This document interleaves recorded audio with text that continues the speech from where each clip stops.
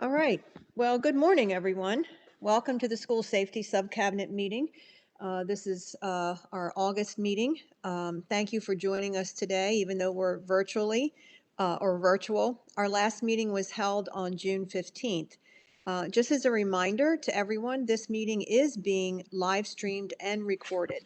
I'd like to take a roll of our subcabinet members. Department of Health, Secretary Neal, I know will be calling in a few minutes. Department of Disabilities, Secretary Beatty, are you present? I'm present. Good morning. Good morning. To see you. Department of State Police, Colonel Jones.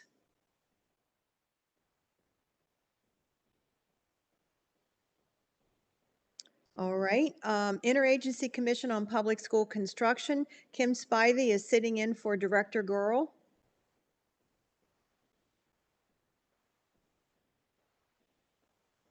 Kim, can you unmute? Oh no, I'm trying again. You're there. I can hear you. And I can see you. You're on.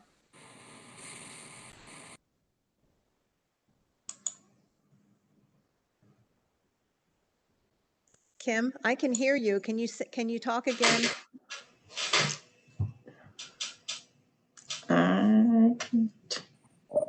Kim, you might want to try without the earphones. I wonder if maybe she can't hear us. It could be because I can hear her. We'll go ahead. Office of the Attorney General, Carl, are you here?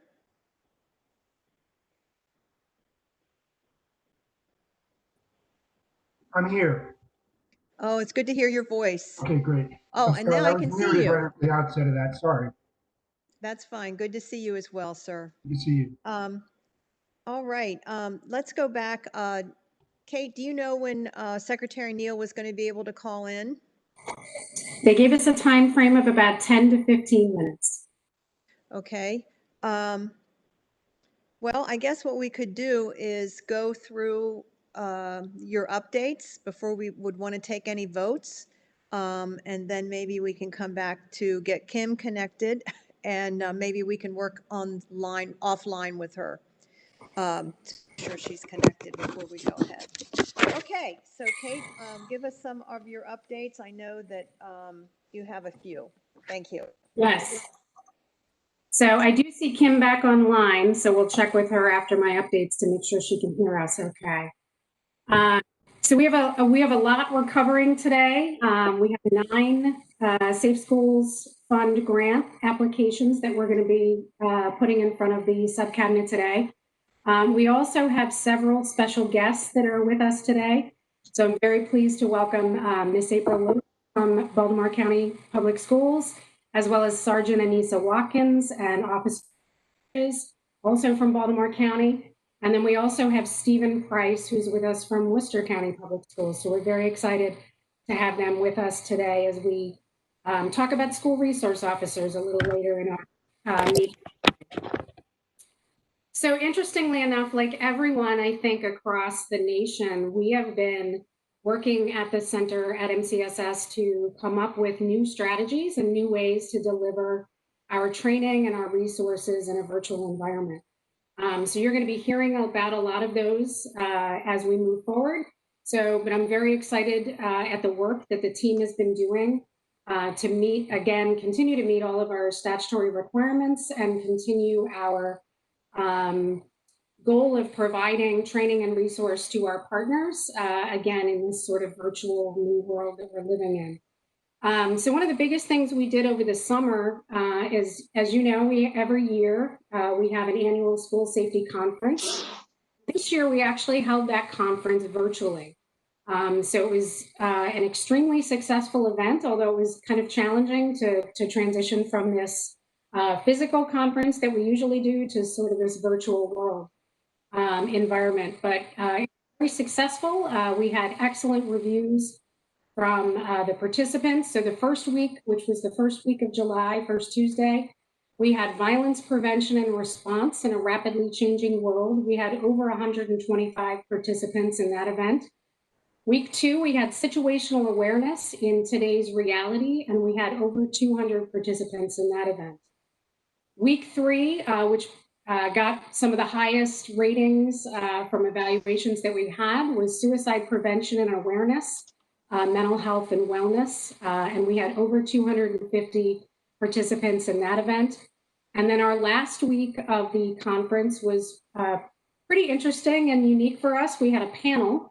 So we had 7 individuals participate in SMART strategies to support students transitioning back to school. And we had over 280 participants that week. So really a good mix of safety, security, mental health, wellness, trying to address sort of a holistic approach to school safety for the month of July. So I hope several of you were able to attend at least some of those events, but they were very well received. So the other item that I have for you before I'll let the team go through their updates is the advisory board meeting has a meeting on September 14th.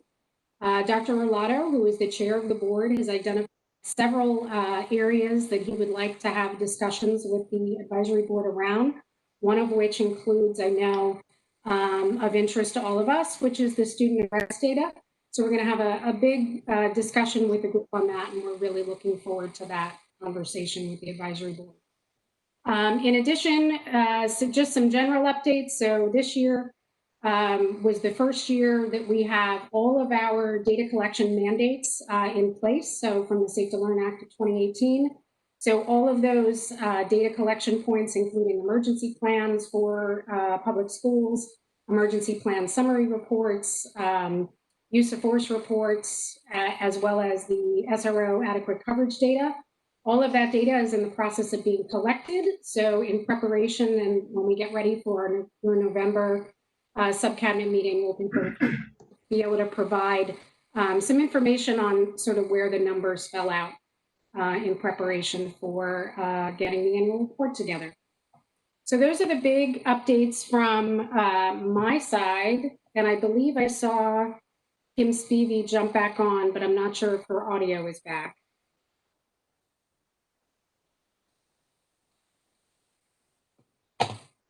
Kim, can you hear us?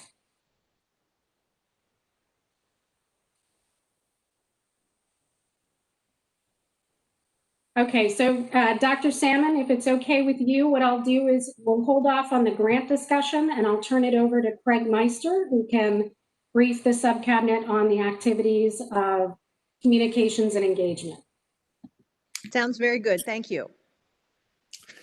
Well, hello. How is everyone doing? I hope everyone's had a great weekend and had a wonderful August. This summer, MCSS, the whole team was really hard at work launching our new and improved website, which can be found at schoolsafety.maryland.gov. The new site has an intuitive and streamlined design that shares with visitors background information about our history and evolution, important up-to-date information about our grant and training opportunities, an entire section devoted to the Safe Schools Maryland Anonymous tip line and reporting system, and resources and news and notes related to the full spectrum of and trending school safety topics. We're really excited that the new site is user-friendly, and we are particularly focused on maintaining the site's news and notes blog as a means to keep all interested Marylanders up to date with current school safety matters and related MCSS resources. So for instance, though we are just starting out, in just the last 2 weeks, we've added 4 posts to the news and notes blog, one of which is of an MCSS subject matter expert taking the time to summarize and analyze a new DOJ report on school safety.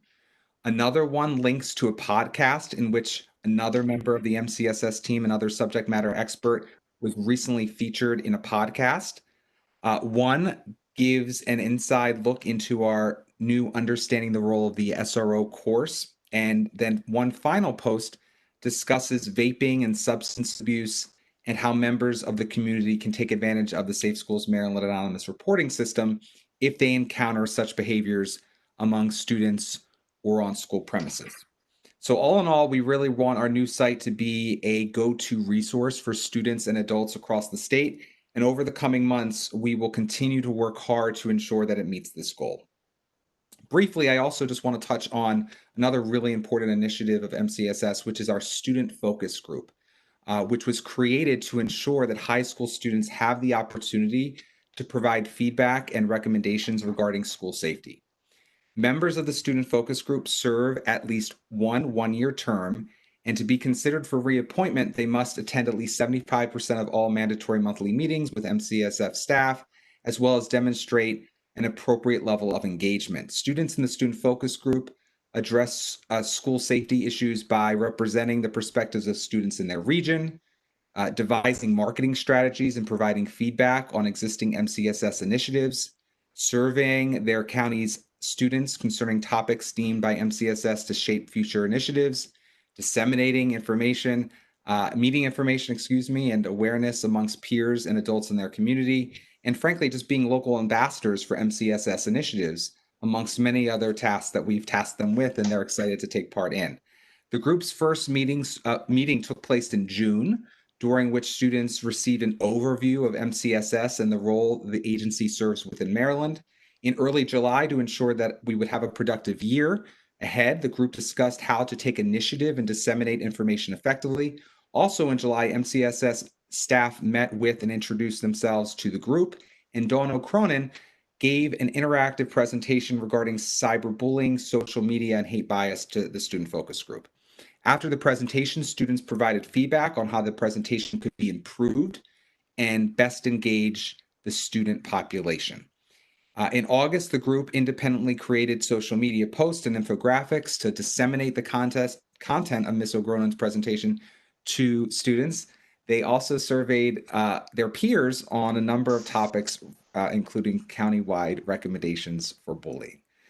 This September, they're busy again. Even though school's starting, they're going to keep going. The group will get a detailed overview of MCSS's recently developed course, Understanding the Role of the SRO, and they're going to provide feedback. And in October, picking up on one of the most popular portions of our July seminar series, we're going to have one of the speakers and presenters from that seminar series speak with members of the student focus group. This person's name is Candace Yoder from the Matthew Silverman Foundation. She will be speaking about youth mental health, which is a highly important topic, especially during these very trying times. Ms. Yoder will be talking to the group about suicide prevention and techniques to pinpoint the signs of mental health challenges. So the students are actually really excited about that as well. So in short, and I know I wasn't that short, but I apologize, the student focus group is full steam ahead for what is sure to be a busy 2020-2021 school year, and we look forward to keeping you up to date with the group's evolution, progress, and student-centered recommendations. So that's all I have from engagement and communications and outreach, and I thank you for your time.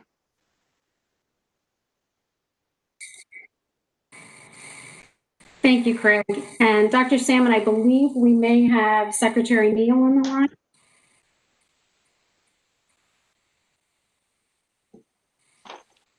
Secretary Neal, will you able to join us?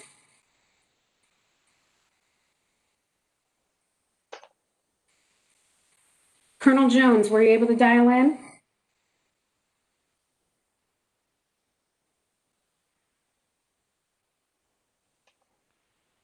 For Robert Garrell.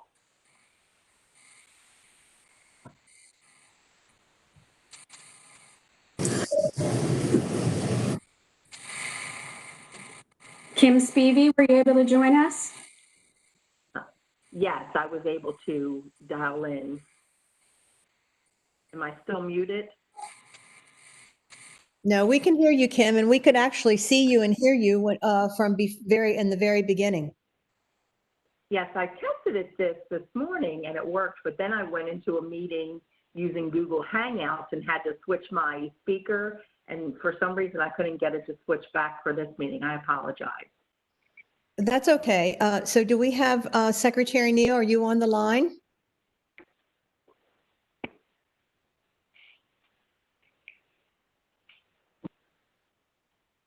Hello. Hey, good morning. Hey. How are you doing, Secretary? I'm here. Good to hear your voice. And do we have Colonel Jones yet? Yes, I'm here, Karen. Wonderful. Then we do have a quorum and we can proceed. Good morning, everybody. It's nice to hear your voice and nice to see those that can be on camera today. So, Kate, I think we can go ahead with the agenda on the applications. Since we do have a quorum, I'll just have that verified by Mr. Sean. Yes, all 6 members are present. Thank Yep. you. Great, thank you. So we have 9 applications for the Safe Schools Fund grant to go through. And so I have Gifty Corshi, who's our fiscal and grants analyst, is going to go through those applications. Over to you. All right. Thank you. Good morning, everyone. Hope you're all doing well today. So like Kate mentioned, we have 9 Safe Schools Fund grant applications to review.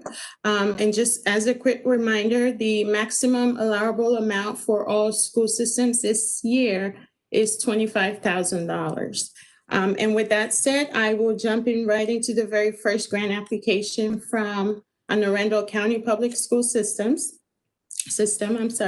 They are requesting for $24,864, and they are requesting to purchase 21 security cameras at a per unit cost of $721.65, for a total of $15,155. They're also looking to purchase the camera warranties for those units at a cost of $43.35 per unit. That, of course, is also included in terms of their installation cost at a $419 per unit of installation. Now, that total request is $24,864, and these cameras would be installed in one of their elementary schools, and to be specific, the Hilltop Elementary School. Again, just to go over, the Anne Arundel County Public School System is requesting $24,864 in Safe Schools funding. Thank you, Gifty. Do we have a motion to approve or any questions first? Any questions on that grant application? All right, hearing none. Do we have a motion to approve the Anne Arundel County Public School grant? I'll move that. This is Carol Beatty. All right, Secretary Beatty has motioned. Do we have a second? I'll second. All right, that was second, I think, from Carl. All right, so all in favor, please say aye. Aye. Aye. Aye. Actually, I think we better do a roll call vote because we can't see everyone's faces. So, Kate, could you go through the roll call? Yes, I will. Dr. Salmon? Yes. Okay. Secretary Neal?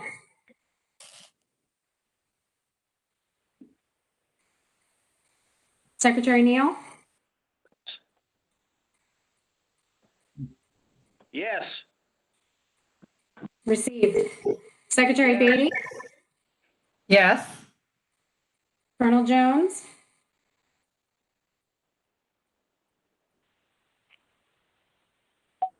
Yes. Received. Ms. Spivey?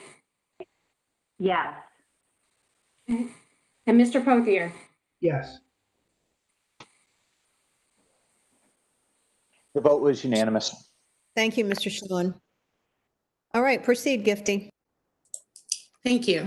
So the next grant application is from Carroll County. They are requesting the maximum amount of $25,000 for 2 different projects. The very first one is for psychiatric services and individual and family therapy services for Carroll County public school students who are found to be in greatest need. This will be a 9-month contract with the Carroll County Youth Service Bureau to provide 10 psychiatric assessments at a total cost of $57.50, 20 psychiatric follow-up visits per youth at a total cost of $2,100, and outpatient therapy service, 1 hour sessions per week with a licensed therapist at a total cost of $12,150. Now, it's important to note that Carroll County did have a contract last fiscal year with the CCYSB. While this is not a continuation of the same contract, it will be renewed if they are approved for this year's Safe Schools Fund grant. Now, the total request for that is $20,000. Carroll County would also like to purchase a Motorola 800 radio for 800 megahertz radio for the coordinator of school security at a per unit cost of $6,843.16. We have received assurance from Carroll County that they will cover the amount that is over the allowable amount of $1,843.16. Questions for Gifty on that application? Okay, do we have a motion to approve?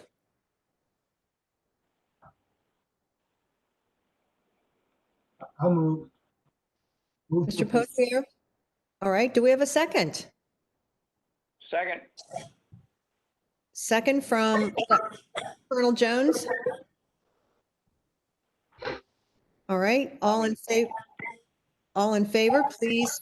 We'll go through the roll call. I'm sorry. Dr. Salmon, Yes. Secretary Neal, Yes. Colonel Jones,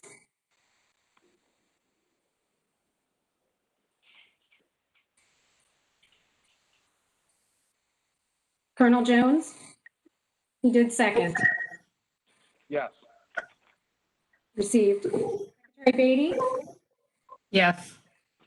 Ms. Phoebe, Yes. and Mr. Potier. Yes. All 6 members voted in favor. It was unanimous. Thank you. Gifty, let's move on to the next one, please. Yes, ma'am. So the next grant application would like you to consider is from Cecil County Public School System. They would like to purchase a system called Navigate 360 Emergency Management Suite. This is a cloud-based software as a service solution that synchronizes with the school's student information system and provides a comprehensive approach to emergency preparation in a school environment. This is at a $1 per student cost. They're requesting to purchase this for 14,714 thousand of their students. The implementation and license setup, as far as training is concerned, is at a 25 cents per student. The total cost for that request is $18,393. They are also requesting to purchase a Motorola Mag 1 radio. They want 32 units at a per unit cost of $206 for a total of $6,592. Now, that total request for the Safe Schools Fund grant from Cecil County is $24,985. Questions for Gifty on that application? Hearing none, do we have a motion to approve? So moved. Secretary Neal gave the motion. Do we have a second? Second. This is Carol. Secretary Beat. All right, Kate, take us through the roll call. Dr. Salmon, Yes. Secretary Neal, Yes. Secretary Beatty, Yes. Colonel Jones, Yes. Ms. Phoebe, Yes. Mr. Potier. Yes. All 6 members voted in favor. It was unanimous. Thank you, Mr. Sean. Gifty, next one, please. Yes, ma'am. So the next one that we would like for you to consider is from Charles County Public School System. They are requesting the entire $25,000 to purchase a monitoring software for the Charles County digital learning platform and Office 365 platforms. The vendor name for this particular initiative is Bark Monitoring Software. The cost per unit is $1, and they are looking to purchase it for 25,000 students at the total allowable amount of $25,000 under the Safe Schools Fund grant. Questions about this particular grant application?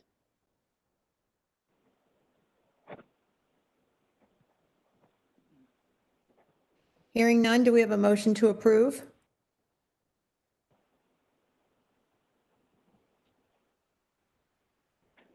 Move favorable. All right, Secretary Neal, do we have a second? I'll second it. Second from Mr. Pothier. Kate? Dr. Salmon, Yes? Secretary Neal, Yes. Secretary Beatty, Yes. Colonel Jones.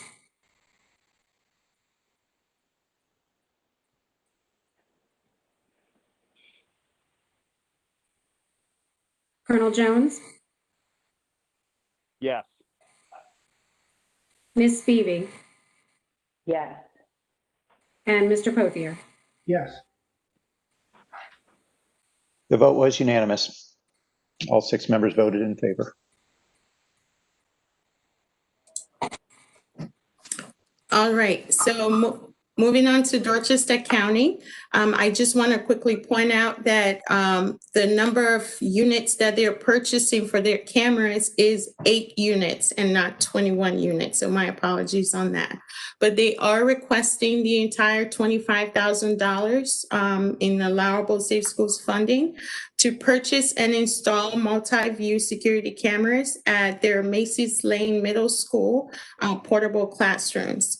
The cost per unit is $2,884.50. Again, they're requesting 8 units in total at a total cost of $23,076. Alongside those units, they will be purchasing other supplies and materials required to complete the installation of the new multi-view security cameras. That cost is $1,924, and all of that is at a total request of $25,000 from Dorchester County. Questions? All right, do we have a motion to approve? Move approval. All right, Secretary Neal, do we have a second? Second. Second from Secretary Beatty. Do a roll call, Kate? Dr. Salmon, Yes? Secretary Neal, Yes. Secretary Beatty, Yes. Colonel Jones, Yes. Ms. Spivey, Yes.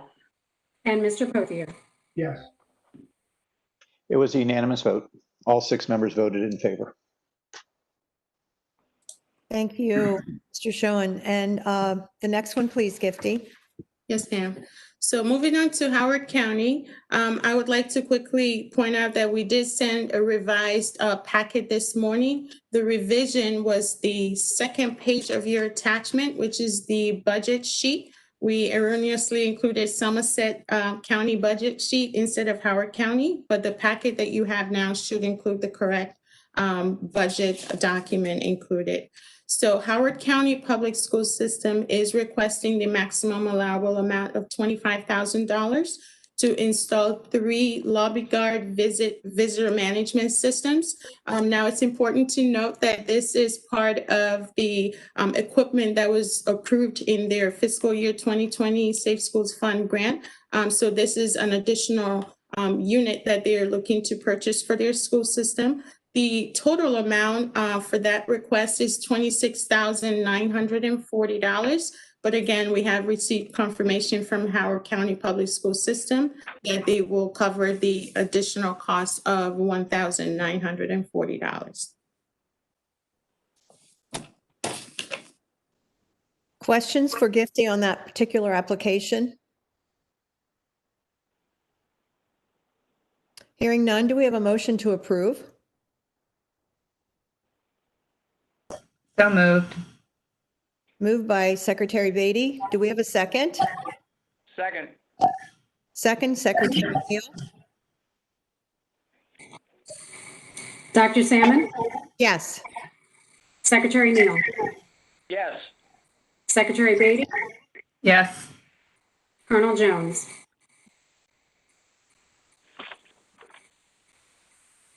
Yes. Ms. Spivey? Yes.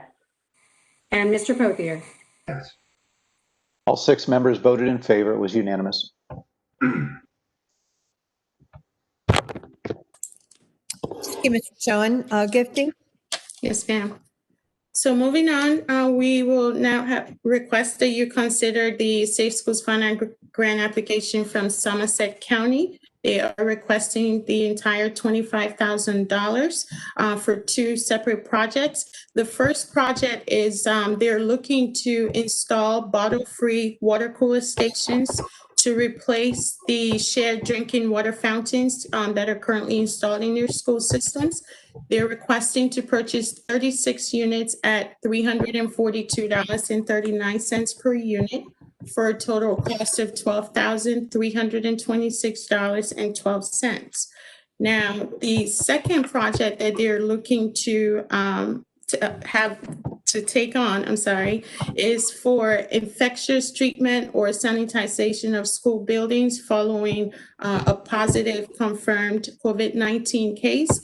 The goal is to contract out with a third-party vendor to provide the sanitation services if any member or staff is confirmed to have tested positive for COVID-19. Questions on this grant application?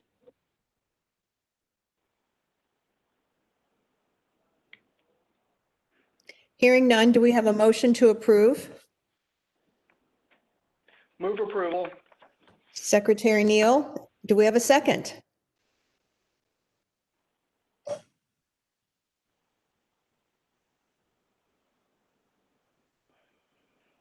Mr. Pothier, I think, said yes, a second. All in favor? Kate? Dr. Salmon? Yes. Secretary Neal? Yes. Secretary Beatty? Yes. Colonel Jones? Yes. Ms. Spivey? Yes. And Mr. Pothier? Yes. All 6 members voted in favor. It was unanimous.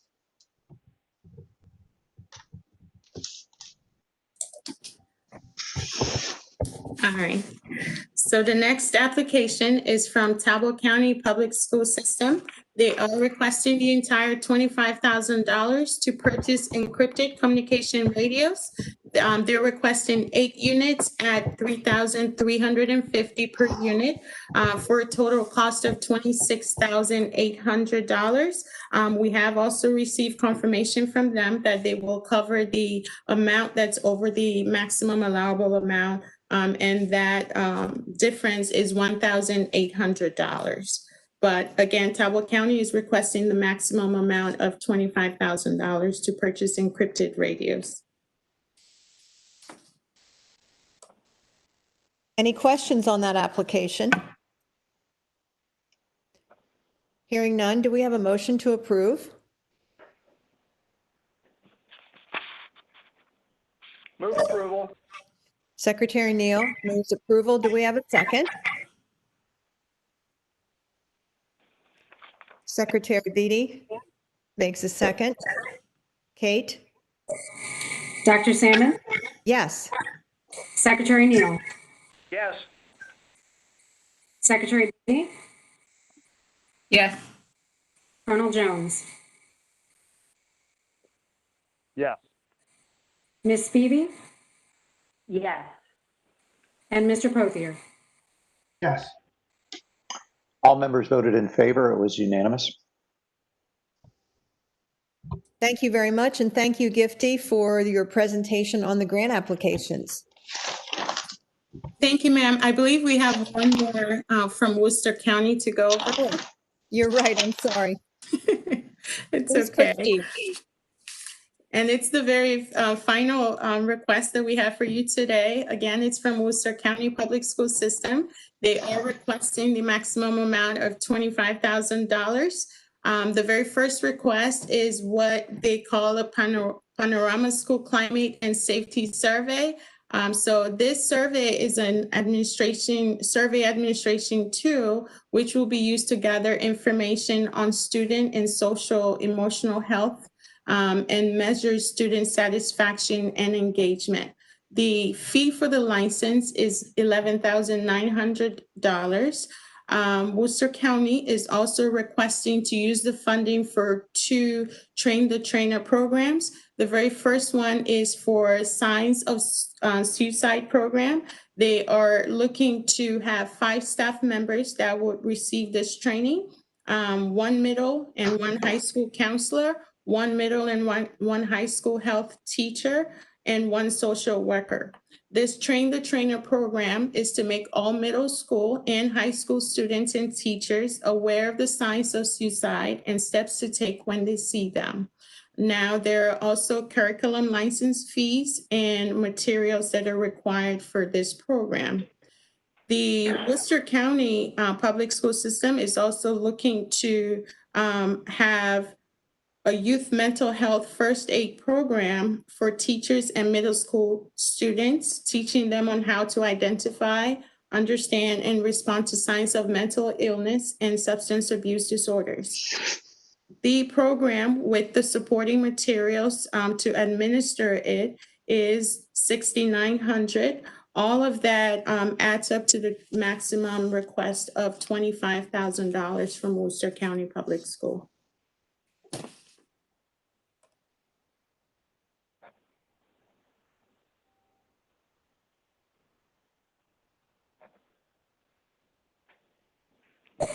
Dr. Salmon, I believe you're still on mute.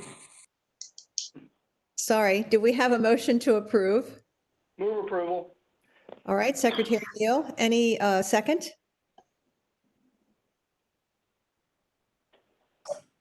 I'll second. Second from Mr. Pothier. Kate? Dr. Salmon, Yes? Secretary Neal, Yes. Secretary Beatty, Yes. Colonel Jones, Yes. Ms. Spivey, Yes. and Mr. Pothier. Yes. All members voted in favor. It was unanimous. Thank you. And now, thank you, Gifty, for your presentation on the grants. And Kate, do you want to introduce the next segment? I will. So Dino, do we have you on the line? So Yes, we have Dino Pignataro. He's the Deputy Director for the Center for School Safety, and he's going to introduce our next section on Maryland School Resource Officers. good morning, everybody. As you heard earlier, the training operations section has been busy this summer, gravitating to the virtual world. In addition to that, we're also been looking out for prominent, standalone SRO programs to show you the value of these programs with the students in their respective schools. So to that end, I'll have Mike Radinsky give you an overview of how the training has been progressing and how we're meeting the various certification standards across the state. And then I'll introduce to you Ms. April Lewis, who's the Executive Director for School Safety for Baltimore County's Public Schools, to talk about their SRO program. And then Mr. Stephen Price, who's the Chief Security Officer for Worcester County Schools, who will discuss their program. Mike, go ahead and take it away. Good morning, everybody. It's good to see you once again. As Dino said, we have been very busy. Obviously, with the pandemic, we have had to change the way that we do things. That has provided multiple challenges to us. Obviously, we couldn't go out and do live training as we did. We're still working on getting back to that, but we had to provide distance learning. Distance learning development has been difficult, but we've managed. We've had actually three sets of different guidelines that we have had to follow in order to provide any type of distance learning. And obviously, the MSDE, when we post any type of videos online, we have to have closed captioning. So we've had to do that, and we figured out how to do it. With the Maryland Police Training Commission, they provide two types of electronic learning that are available to police officers, synchronous and asynchronous. The asynchronous model we were approved for, and that's a model in which we have created our program. We've taken our existing program and we have created PowerPoints that actually have our trainers on the bottom corner presenting each individual block. The challenge with that is the Maryland Police Training Commission would only recognize up to a 3-hour training electronically. So our course is 40 hours. It's broken down into blocks. We had to apply for 23 separate programs to make that work. We did so, and they have been approved. We have since completed mounting our program to a learning management system. The challenge that we're dealing with right now, and it should be taken care of shortly, is that when we break down each individual block electronically, it doesn't time out to 1 hour or 2 hours. It's many times less because we don't have a live audience. For that reason, we're adding things to the programs to bring it up to the time requirement of the Maryland Police Training Commission.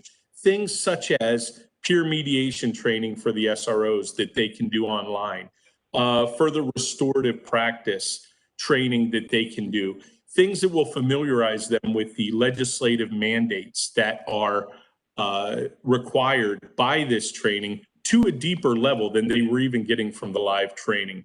It's been a challenge, but I think it's going to be an excellent program. Currently, we are still awaiting final approval for our synchronous learning model, which would allow us to take the existing program and put it into a Zoom format.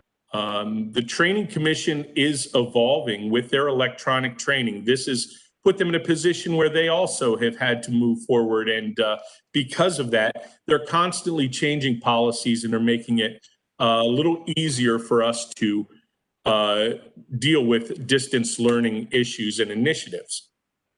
So that's program number one this summer that we've done. We're getting ready to pilot the asynchronous model this month. So program number two that we've done is the Understanding the Role of the School Resource Officer program. That's a 5-hour block, which we, for a distance learning model, have dropped it down to about a 2-hour block. What we came across when we did our training last year was that many of the school resource officers and school security personnel that we were dealing with felt that their administrators didn't understand them and they needed training. And a further deeper dive into how school resource officers are actually being called in to interact with students has shown us preliminarily that it's mainly being asked to get involved by school personnel or administrators. So when we started looking at these two things, we found that the problem was not unusual. It's a problem that the actual public in general faces. And that problem is that the public generally does not understand many of the things that police officers do. They don't understand why they wear what they wear. They don't understand some of the tools that they actually use to do their job. There's many good reasons for the way that police officers are dressed and the tools that they have. We found that likewise SROs didn't always understand why administrators operated in the fashion that they did.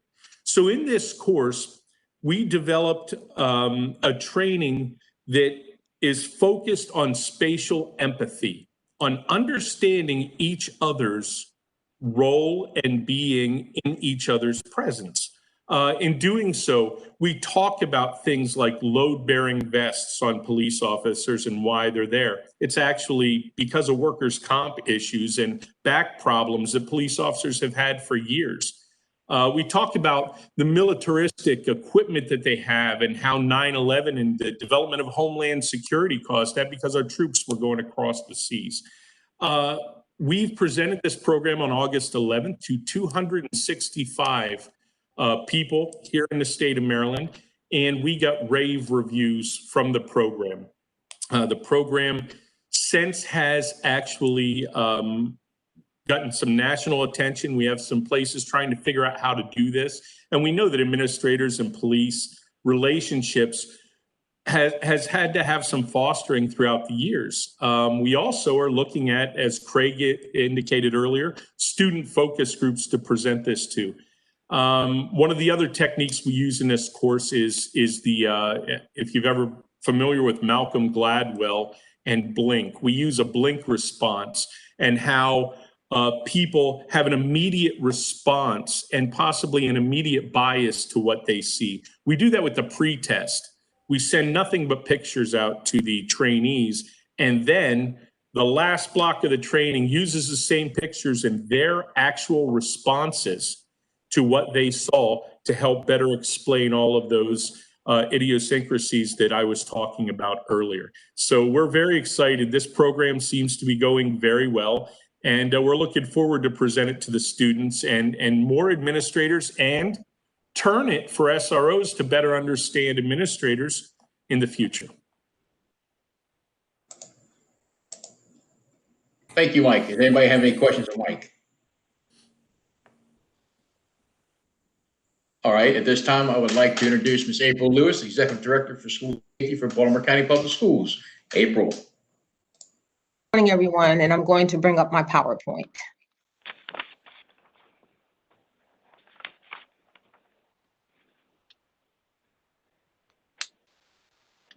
Okay, which was here just a minute ago. Let's try that again.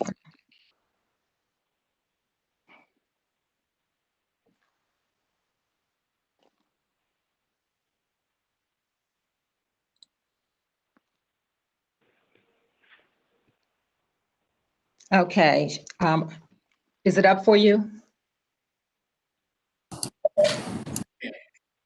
Okay, so good morning, everyone, and thank you for the opportunity to share information about our school resource officer program. And this resource officer program, the success of the program starts with a strong partnership with the Baltimore County Police Department. Today, we're going to briefly tell you a little bit about the origin and history of our program, its structure, professional preparation of our officers, and the success that we enjoy as a result of the partnership. As Gina has already said, I'm April Lewis, and I have the pleasure of serving as the Executive Director for Baltimore County Public Schools Department of School Safety. With me, I have Sergeant Anissa Watkins, who previously served as an SRO for 8 years and has been in her role as the Assistant Safe Schools Facilitator for 7 years.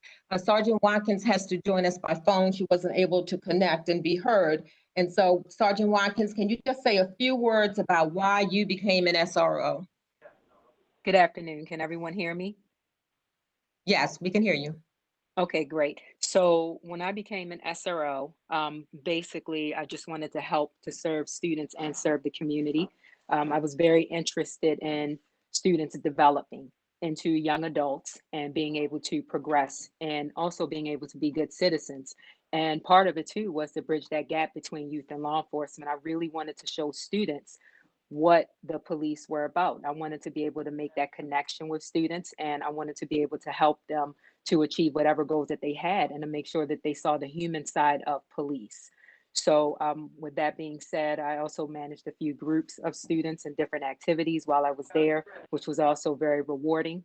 And during my time as an SRO, I can't think of anything better to make an impact on youth. Thank you, Sergeant Watkins. So before you, you can see Officer Don Bridges, and he's with us today. Officer Bridges has been an SRO for 22 years. Most of that time he served as a high school SRO, but about 2 years ago, he moved down to serve elementary schools. And you can see the vehicle in the slide there is something that one of the elementary schools surprised him by doing. And so from Officer Bridges, can you just share what made you move from high school down to elementary school? Well, I felt that, can everybody hear me? Yes. Okay, I felt that there was a need. What I saw very early on was that the like younger kids always liked us. And I felt that implementing a elementary school SRO program would provide us the opportunity to be involved with young people at a very, very early age. I feel that with SROs being in the elementary schools, we are then in a position where we as law enforcement can bridge that gap at a very, very early age. Additionally, I think that it also affords us the opportunity to be in charge of the narrative. And I can tell you, for the past 2 years, it has been absolutely amazing. The elementary schools in Baltimore County are very, very receptive to us being there. And just the great feeling that everyone gets with that police officer being present within the schools, it is paying very, very positive dividends for us as it deals with us getting into the community and then knowing and then building those relationships with the people that we're sworn to protect and serve. Thank you, Officer Bridges. And you can see on the left, Officer Bridges is dressed in his dress uniform. We're also pleased to have Officer Bridges because of his strong relationship with NASRO. He served as an immediate past president, and you're going to hear just a little bit more about and from him through our presentation. So we're going to start now with the origins of the program, and Officer Bridges is going to share how it all got started. Well, the program got started back in 1998. And what we were doing was we were trying to bridge the gap between students and law enforcement. And I think that of special note is that our program in Baltimore County started prior to Columbine. And how we were able to get public buy-in is that we were out every night speaking to every group from the PTAs to the League of Women Voters, any organization that would afford us the opportunity. We were out there educating the public as to what the role of a school resource officers were. And I think that is something that we encourage SROs to do in their schools. Be a part of the staff development, so that once again we will have input in terms of what the narrative is about the job that we do every day. Thank you. And what Officer Bridges did not mention is that he was one of the original 2 SROs. And so he's been around with us for a very long time. Having a supportive structure is important as well. And we're extremely fortunate that the Baltimore County Police Department assigned a Safe Schools Facilitator and an Assistant Safe Schools Facilitator to us in Baltimore County Public Schools. Their offices are housed within my department. And this facilitates those 3 words at the bottom of your screen: communication, cooperation, and collaboration. So we're able to interact with one another on an ongoing basis. We have each other's numbers on speed dial. So if anything comes up, we are in contact and able to work together to address any problems that come up. We also have an MOU with the Baltimore County Police Department. I've had one for a very long time that codifies this relationship that we have. But prior to this year, it only covered the SRO program. And so with the signing of the MOU July 1, we have incorporated all of our partnership with the police department, clarifying the roles and expectations of each of our organization. Sergeant Watkins is going to talk about the handbook and program expansion. So we expanded the program after the 2018 Safe to Learn Act to include our elementary schools. So basically, what we do now is we have one officer for each precinct who will float among the elementary schools within that precinct. So that is in fact 10 elementary school officers. And our middle and high schools, they each have dedicated SROs that respond to the school every single day, and they serve the students in the school every single day. And I see that April, she just posted the slide that tells you what our numbers are. So we have one of the largest programs, I believe, in the state of Maryland, and it's been a very successful program. This also enables the SROs to continue to bridge that gap and continue to communicate with community officers in the community and also the administrations inside the school whenever there's an incident that's happening in the community, along with the triad, the teaching, the mentoring, and the law enforcement piece. So can you just talk a little bit about the handbook? Because I think that's very critical. And as Dino was speaking earlier about the understanding for administrators, what SROs do, and for SROs, what administrators do, I think this guide addresses what he was referring to. So we formed a committee, myself, April Lewis, Don Bridges. I think we had a few other officers on the committee, and we also had school personnel. And we created this SRO and administrator handbook as a guide and a reference for SROs and administrators to use to understand the structure of the program and the inner workings of the program. Inside this book, it provides a list of the SROs for all schools. There are references to COMAR. There's laws in there related to schools and school safety. There is the structure of the SRO program and what their duties and responsibilities are. And one of our most important features of this handbook is the frequently asked questions. So our SROs and our administrators participated in adding those frequently asked questions to that handbook. And the book is actually a working document. So we update it as new incidents and new situations come along, so that people can get a clear understanding on what to do. And the book is available to administrators and SROs on the intranet. Thank you. So earlier, Mike was talking about various types of professional development that have been afforded us and our SROs. And Sergeant Watkins is just going to highlight some of the things that our officers do along with that training that's being offered up through the center, as well as some of the preparation they're doing as a result of their requirements from the police department. Sergeant Watkins. So as you can see from the slide, the SROs are probably the most highly trained officers within the police department. In addition to the school-based training, they also have required training through the police department. On both sides, they receive diversity training. On both sides, they receive training around critical incident and stress management and responding to people in crisis.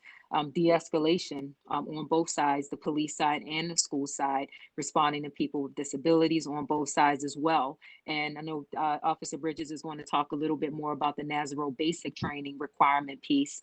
And I think Mike Radowski spoke about the state mandated training that was recently added as a result of the Safe to Learn Act.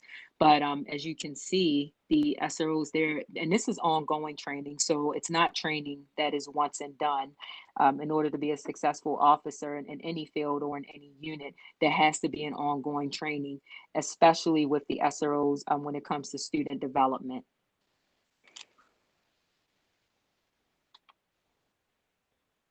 And Anissa, can you just speak to that new position that's been hired at the police department as well? Oh, I'm sorry, I forgot to mention that. So we have a new chief, Chief Melissa Hyatt. I believe she started a little bit over a year ago, and she's still in the process of developing some new positions within the department to help us with some current events. Recently, she hired a chief diversity officer, and what her responsibility is implementing diversity and equity training for everyone in the police department. So that will be even more training in that area that we'll receive in our department, in addition to what BCPS has trained us in regards to equity. Thank you. So what do our SROs do besides law enforcement? We all know that they are sworn police officers. but their jobs encompass so much more as they work with our students. And Sergeant Watkins? So the triad that we spoke about earlier, that mentoring, that teaching, that law enforcement piece, as you can see, each of these areas, we typically collect data from all of our SROs just to have the information on what they're doing in the schools and also where we can improve, what we can improve upon. But in addition to their job functions, many of our SROs are coaches in high schools and middle schools. They run different student clubs. They participate in Shop with a Cop programs. They assist with graduations and proms. They are members of the behavior threat assessment teams. They assist with conducting security assessments. And some of our SROs have started food and clothing pantry in some of the food insecure school districts. And they participate in these events pretty much all year round. Some of the coaching positions are volunteer. Some of the coaching positions were, I believe, paid positions that would happen at the end of the SRO's tour of duty. But just so that you can have an idea on how well-rounded our SROs are. So when I was in SRO, I've been in the police department for 22 years. For about 8 of those years, I served as an SRO and the rest of the time in patrol and then some time here. But when I was in SRO, I had a step squad and we managed that team for about 4 years. And I was able to take them traveling all over the state to perform, had a lot of buy-in from the school, buy-in from the teachers who also helped with running those events. And it was a great experience. To this day, I still keep in contact with some of the students from that team. They are now ranging between ages 28 and 30. So it's a long lasting bond that you form with the students. And they can also tell people their experiences with police when they were younger. Thank you. Officer Bridges, would you like to highlight any of your activities as an SRO? Oh, well, I think that one of the things that I am most proud of is that law-related education piece, getting into the classroom and then teaching kids about what their rights and responsibilities are as citizens. If I had one goal for like SROs throughout Maryland as well as throughout the country, it would be to make sure that they educate as many kids as possible on the topic of what to do during a police interaction. And I think that is one of the things that our SROs do very, very well in Baltimore County, and I'm very proud of them for doing that because that saves lives. Thank you, Officer Bridges. And Sergeant Watkins just kind of went over very quickly the information on the left-hand side. And I think sometimes we take it for granted, but I think it really needs to be highlighted how much interaction, positive interaction our SROs are having with our students. And so under mentoring, you can see 292,454 contacts. And our SROs complete monthly reports that lets us know what's happening in the schools. We have 115,000 students, and they are reporting 292,454 contacts under mentoring, some formal and some informal. And Officer Bridges mentioned the fact that they are getting into classrooms and delivering law-related education. So we're also proud of the awards and recognition that our SROs received. Back in 2015, we wanted to really begin to formally recognize the hard work that our SROs do. Many of them go above and beyond their job description. And so each year, nomination forms get sent out to our schools and to the precinct staff. And a rubric has been developed with 8 criteria for schools to tell us why their SRO should be recognized as the outstanding SRO of the year. We identify one for elementary, one for middle, and one for high school because we recognize that the job looks different based on the age group with which you are working. And so not only have our SROs received the local awards, once they have been awarded by Baltimore County Public Schools and the police department together, we then move their names on for national recognition. And so Officer Bridges is going to come back and just talk about some of the past awards, just very briefly, what our SRO program and officers have received? In 2007, our program received the NASRO Model Agency Award. That award goes to a police agency that has a SRO program that is executing that triad, that is involved with the kids, that is involved in the community, and so our agency got that, and that's a very that was a great honor to be recognized for a very solid program. We've had 2 officers also receive the NASRO Exceptional Service Award. That goes to officers that are going beyond the call of duty. And I must say that those awards are highly competitive in that there are hundreds that are submitted. And we are fortunate to have had 2 officers receive that award. We've also had individuals receive the National Administrator of the Year Award. And that is awesome, because what that speaks to is the school district at the schoolhouse level working very closely with the SRO in the course of their duty, and then both of those parties working together to ensure the safety of children. And then this year, for the very first time ever, we had one of our officers receive the Floyd Ledbetter SRO of the Year Award. And I'm going to tell you that was absolutely awesome. That officer received it. She received a whole lot of press. Also, she was also chosen to be a part of a national forum on school safety that was hosted by NASRO.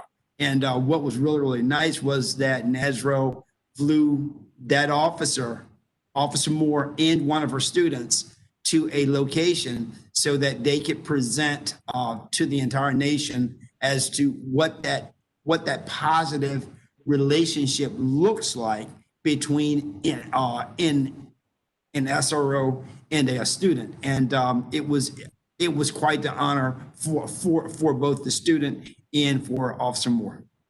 Thank you. And I will share that I had the honor and privilege of being that National Administrator of the Year for 2018-19. And as Officer Bridges said, it's not about the individual, but it's about the partnership and how school systems and police departments can work together for a successful SRO program. So I mentioned that we provide an SRO of the Year award at each level. And here we have our elementary SRO of the Year for 2018-19. And Officer Bridges will tell you a little bit about Officer Allen. Officer Allen hit the ground running. He is such a very important figure within his elementary school. The kids view him as that father figure, as that big brother. They welcome him with open arms. And one of the benefits of that SRO program at the elementary school level, the sky is the limit as to the different types of activities those officers can actually do within a school. Elementary school SROs, in the eyes of like so many kids, they view that SRO as a superhero. And I can tell you that Officer Allen is one, and he does a fantastic job. Thank you. I'd also like you to meet Officer Mellows. And I think Officer Bridges mentioned that he was a first year, that Officer Allen was a first year SRO. Well, Officer Mellows was as well.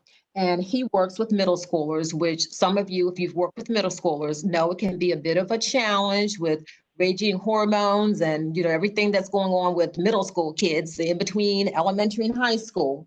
But it has not been difficult for Officer Mellows. As you can see, he goes into classrooms to interact with students. He's not a stranger to them. He knows them by name. He's earned the respect of students, staff, and parents. And we know that loving your job is a critical factor in the success of an SRO. And you need that in order to be able to build trust. And recognizing that some students need a little bit more is a mark of an equitable practice. And so he spends time with those students who need just a little bit more. And that's why he was nominated and received the award as the middle school SRO of the year. Sergeant Watkins? Okay, so let's meet Officer Moore. She was the recipient of the Floyd Ledbetter Award that Don Bridges was talking about. And Officer Moore, what I find very, very unique is she also was a first-year SRO, just like Officer Mellows, and they also have something else in common. They are both laterals from Baltimore City Police Department.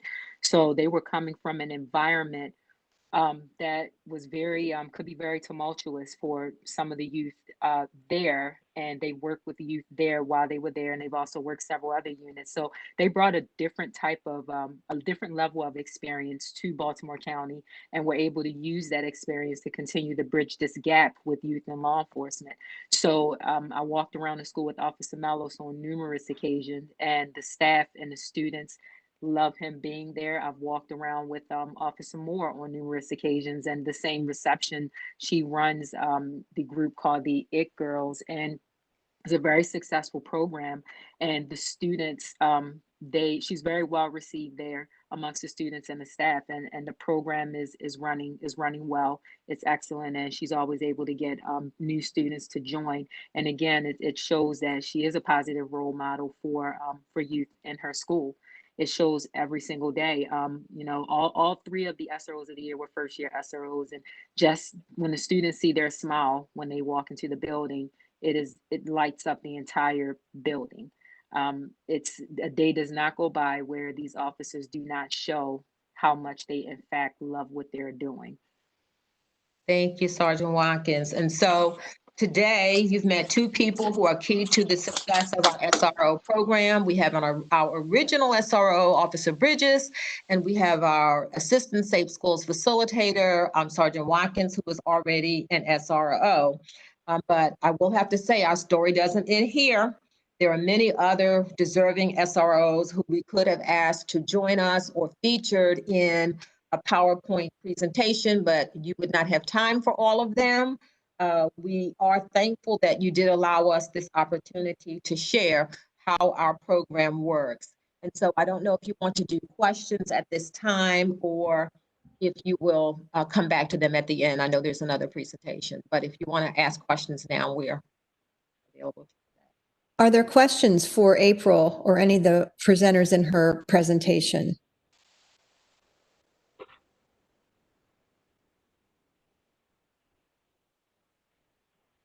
Hearing none, I would just like to say that I am so very impressed with your presentation. It was really showed the face of school resource officers in the state and what they actually do, and the relationships that they develop with the children and with the staff. And it was just really just an excellent overview of all the aspects of the job. And really appreciate your work, and appreciate the work of all those school resource officers in Baltimore County. Thank you again, April. Any other comments or questions? All right, thank you. Back to you, Dino. Thank you again, April, and you left yourself out there because you're part of that integral partnership with Donna and Sergeant Watkins too. Don't leave yourself out of there. Steve Price, are you with us, sir? Good morning, Dino. How are you? Good morning. How are you? We'll yield the floor to you. Okay. Good morning, everyone. And before I start the presentation, on behalf of Worcester County Public Schools, we want to thank the Subcabinet for their approval of our grant request this morning. We appreciate that very much. And I can't wait to tell our superintendent that was approved. So again, thank you too for the opportunity to be with you today. Joining me today is Sergeant Bob Troutman.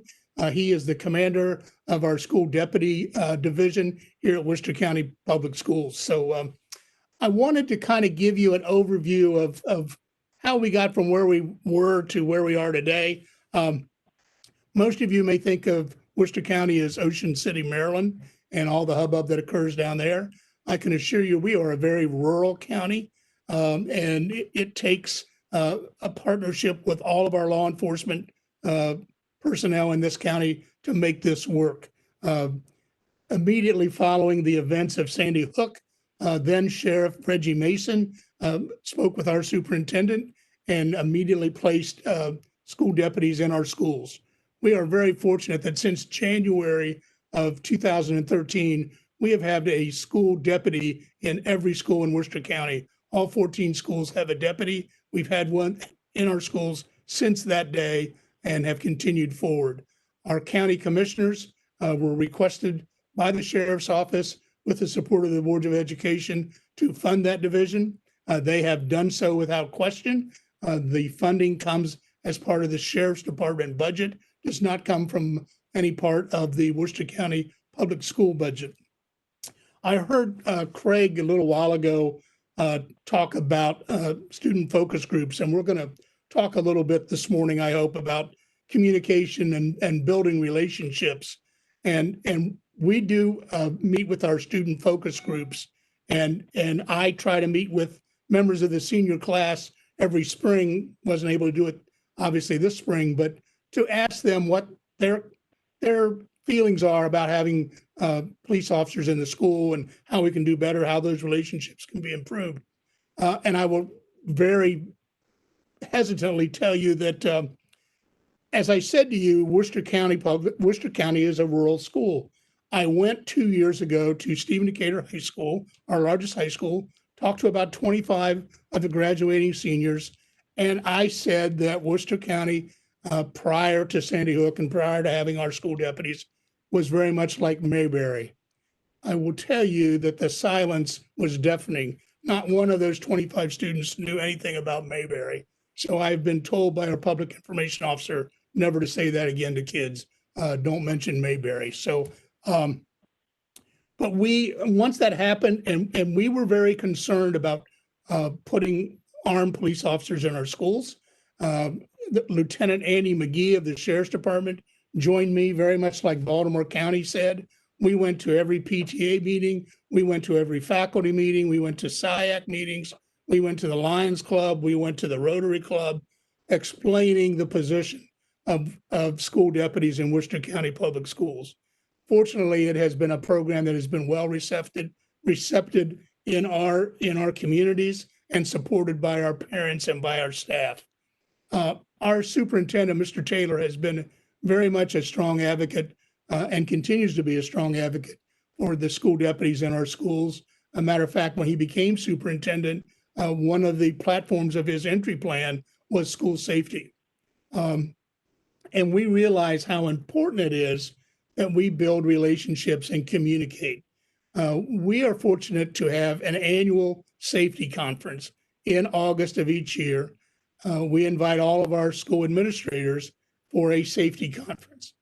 We also invite, and I think this is very important, we invite all of our board members attend, our county commissioners attend, our state's attorney attends, all of our school deputies attend, the Sheriff's Department command staff attends, law enforcement from all of our communities attend, the Berlin Barracks of the Maryland State Police are in attendance, the bomb squad from Ocean City and the Fire Marshal's office are all present and have been present with us every year that we've had the safety conference. It provides our school administrators the opportunity to sit and converse and exchange ideas as we're talking about school safety with the school deputies, with the sheriff, with the state's attorney. It has been a valuable program for us to have that opportunity and to build those relationships. I want to thank the Maryland Center for School Safety, Kate and Dino and even Ed Clark before gave us excellent opportunities to have those type of gatherings for our personnel in Worcester County. We were fortunate to have Michelle Gay with us, opportunities that we probably would not have had as a small rural community. So thank you very much for all of you for those opportunities. We've had presenters from, as I said, Michelle Gay to the FBI to Chris Wilderman from I Love You Guys. It's been a great experience for us. And I will tell you, it paid off for us on two occasions. Some of you may recall 2016, the numerous bomb threats that were going throughout the country. I will tell you that on January the 19th, 2016, we received what was believed to be a credible threat to each of our schools in our school district and the central office. On that day, we evacuated 6,700 kids and almost 1,000 staff seamlessly and safely. And that could not have been done without those relationships that we had established with the sheriff's office, the bomb squad, the Maryland State Police. There was a presenter several years ago at one of the annual safety conferences that the Maryland Center puts on.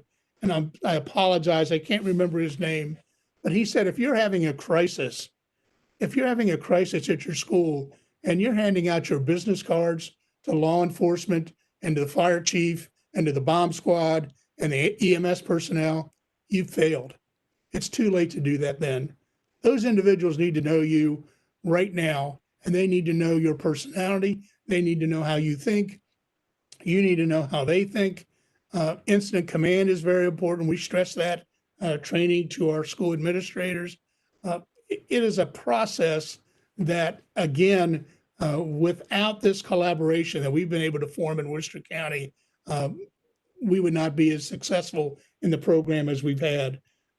We also, the same year, had a bomb threat at the Ocean City Elementary School. The building was deemed safe. We put all the kids back in the school, and as soon as myself and the superintendent got ready to leave, they had a fire in one of their classrooms. And without the assistance of the local fire departments and the Ocean City PD and the Sheriff's Department, another tragedy could have occurred. So again, we're very proud of the relationship we've built. It does take time. It does take cooperation. This weekend we had an incident. Everybody's phones, as April discussed, everybody's phone is on speed dial. I spent most of Saturday on the phone with law enforcement. Turned out to be a minor issue. But those are the relationships that I think are keen and very important in providing an environment where our school deputies are accepted in the community and accepted in our schools. I'm sure Sergeant Troutman's going to talk about many more things about the sheriff's office and the deputies, but I also wanted to share that during the pandemic, the school deputies have assisted our food services people in handing and distributing meals during the day. They've been around to help with technology distribution, hotspots, those type of things. We were one of the few counties in the state that had a summer school program this year. The Sheriff's Department provided law enforcement coverage to our schools, the schools that had students back in the building. So even through all of this stress, the Worcester County Sheriff's Department has continued to be there for us and stand beside us. But again, we firmly believe that it's the collaboration and communication that we have built over the years that's important to the success of this program. And now I'd like to turn the program over to Sergeant Troutman, and he can give you some of the details of our school deputy program. Sergeant Troutman? Yep. We have a technology challenge here, so please bear with us here. Good morning, folks. It's a pleasure to be with you today. I wanted to focus basically on where we transitioned from school security to a school resource division. After Sandy Hook, we changed. Everybody was school security. Well, in 2018, the Worcester County Sheriff's Office decided to embrace the school resource division. And that's what we've been focused on. So we recognize that each day, the school students, some of their best moments may be while we have a captured audience at the school. We realize that some are in a poverty level, home life is not so good, so we seize those opportunities. We're there every morning, rain, snow, sunshine, to greet the students' parents arriving when they get off the bus or when they're walked into school each day. I think that is huge for us to take that opportunity, because that may be the best time of their day, coming to school. when we have those opportunities to impact those kids and parents as well, we're seizing those opportunities. We're embracing those moments and making the best learning environment, and also position with them from a role model for law enforcement to a child. Those moments are enormous. We also recognize that we're building trust at those opportunities. We're going to mentor with children through the hallways, in the classrooms. We want to be that friendly servant. That's one of the things that we really try to focus on every opportunity you have to engage with the students and the parents, as we are a resource here for you. We are a friend. We have a job to do. Be familiar with the attire that we wear, be it transition from what was discussed previously, the military look compared to a more basic Class A uniform or Class B uniform. Be familiar with us. It's the same person in those uniforms, and we're here to help. On a routine basis, we engage in dialogue with the students in the classrooms, in the hallways. Our best conversations through the hallways, and we go out on the playgrounds with the kids. We have that opportunity to interact with them, whether it's by playing ball with them for the elementary school kids, the ones that go outside. All of those times and opportunities, again, I embrace that. We seize those opportunities to have the positive with each of the students. The programs that I'm involved in specifically, I'm at the VOTEC, so we have the learning programs there. I've been invited to come in and speak about proper choices. It's to an RN program. They're getting ready to be released out from a nursing home environment to people's homes. Obviously, there's temptations there. Temptations more often than not, if you make the wrong decision, can end your career in that. So we discuss theft, proper decision-making opportunities, and staying the right path so you don't end your career in those. All in this time, our deputies promote trust and working with a positive engagement with the students.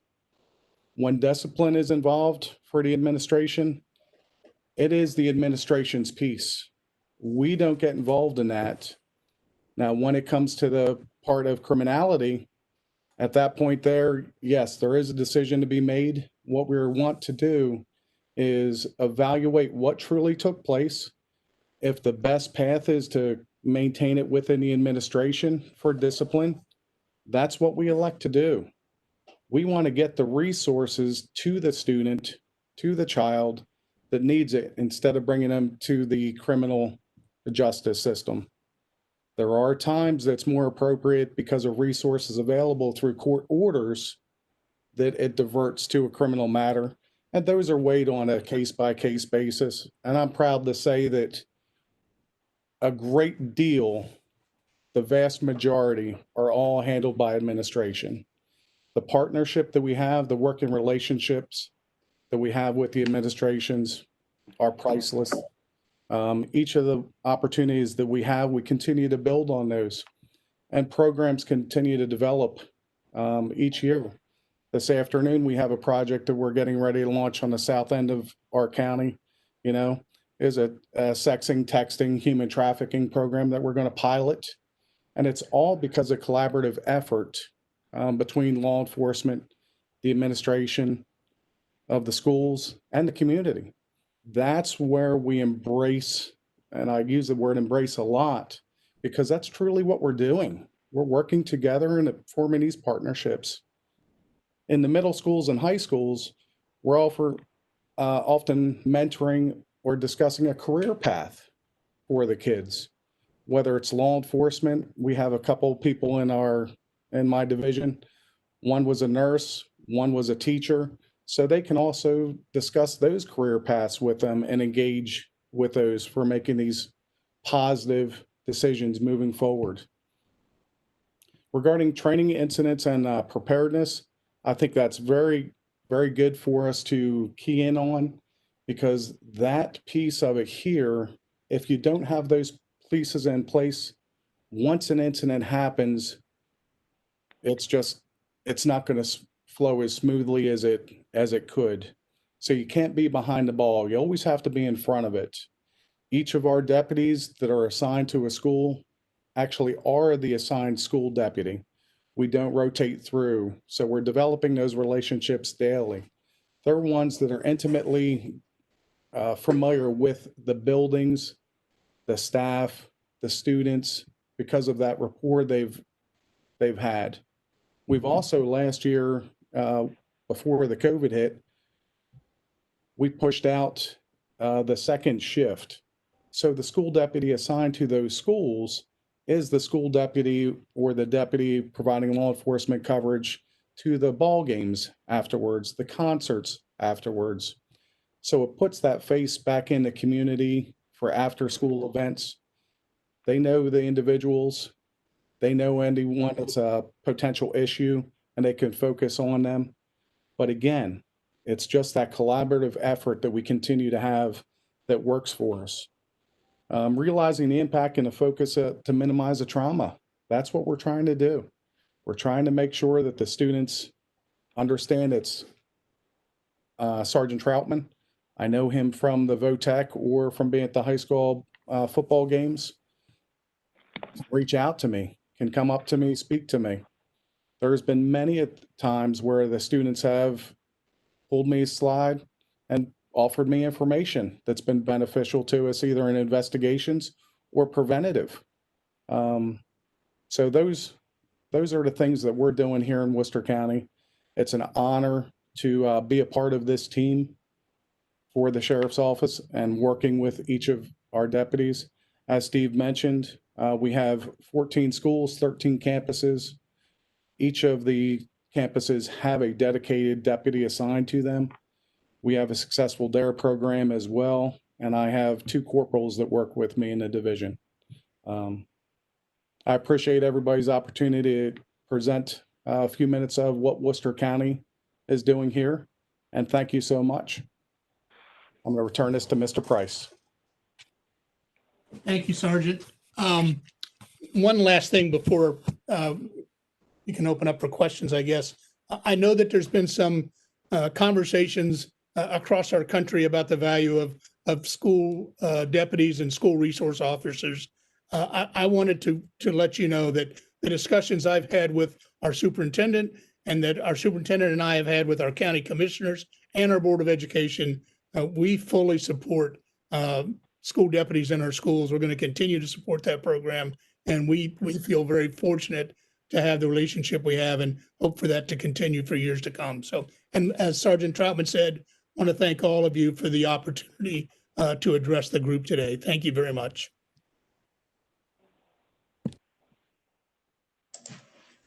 Thank you, Steve, Sergeant Troutman. Anybody have any questions of them? Dr. Salmon, I yield the floor to you. Well, I would just like to again thank Steve, and we all know what a great job Steve does, and we really appreciate the tenacity of their efforts. And what I enjoyed hearing most about, which I think is so very important, is that communication and the coordination that they have with the other agencies outside the school. And I think that is really, really important. And that presentation certainly exemplified that process that I know exists all around the state. So I'd like to thank our presenters today. It was extremely enlightening, and I hope a lot of people were listening because these are things that we really need to be able to communicate to the public that are going on in our schools under our school safety umbrella. So with that, I'll turn it back to Kate to see if there's any other announcements.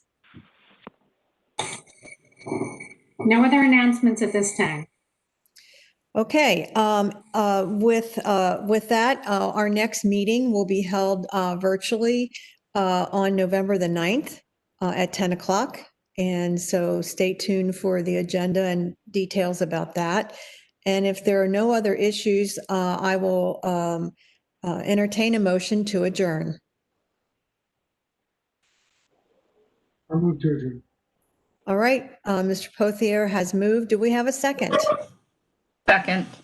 second from Secretary Beatty. I guess, can we just do all hands or all voices on this one? I don't think there's going to be any abstentions. So all in favor, please say aye. Aye. Aye. Aye. It was unanimous. Thank you, Mr. Jones. And thank you to everyone for today's meeting. Great job, Kate, on organizing this, and your team and all the presentations and the grants. Glad that we've got them approved. So thank you, everybody. Please be safe, washing your hands, wearing your masks. All right, bye-bye. Thank you.